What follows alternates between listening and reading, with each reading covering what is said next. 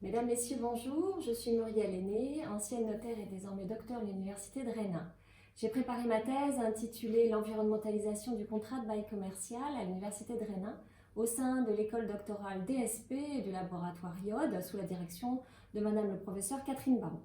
Ma thèse porte sur le contrat de bail commercial et le droit de l'environnement. À partir du croisement de ces deux matières, j'analyse l'influence du droit de l'environnement sur ce contrat qui est pris comme contrat cible.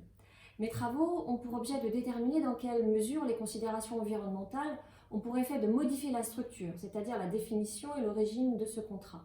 L'environnementalisation désigne l'influence grandissante de l'environnement sur le bail commercial.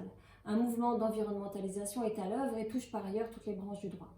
En intégrant de plus en plus des données environnementales, le bail devient un instrument de protection de l'environnement. Je me suis intéressée plus particulièrement à deux domaines, la pollution des sols et la performance environnementale du bâti. De manière pragmatique, l'environnement, dans le bail, ce sont les informations à délivrer, telles que l'état des risques et pollutions, le diagnostic de performance énergétique ou encore l'annexe environnementale, mais cela concerne également le désamiantage, l'obligation de réduction de la consommation énergétique, la pollution ou encore les déchets. L'hypothèse proposée est celle d'une perturbation avec l'insertion sans cesse croissante d'obligations et d'une socialisation du bail commercial, au sens d'un basculement d'une satisfaction d'intérêt privé vers la recherche d'un intérêt général environnemental. La rencontre du droit du bail commercial et du droit de l'environnement a ainsi permis d'une part de dresser une synthèse des obligations d'information environnementale et d'établir un examen comparé des sites et sols pollués au sens du droit de l'environnement et du droit du bail, et d'autre part de valoriser le bail comme moyen d'anticipation et de gestion des risques environnementaux. Par l'intermédiaire du législateur, du juge et des parties, il intègre des préoccupations environnementales qui le conduisent à protéger l'environnement qui est une matière d'intérêt général. Il endosse une fonction sociale environnementale, autrement dit une nouvelle forme de socialisation.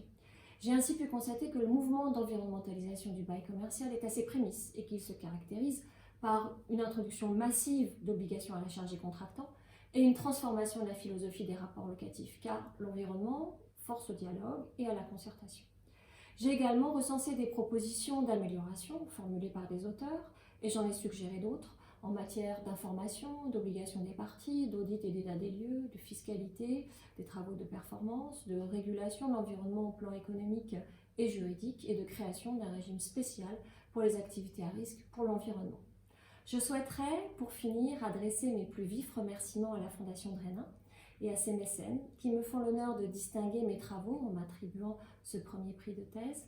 Cette distinction est d'autant plus importante qu'elle récompense le caractère innovant que j'ai résolument souhaité apporter à ma recherche.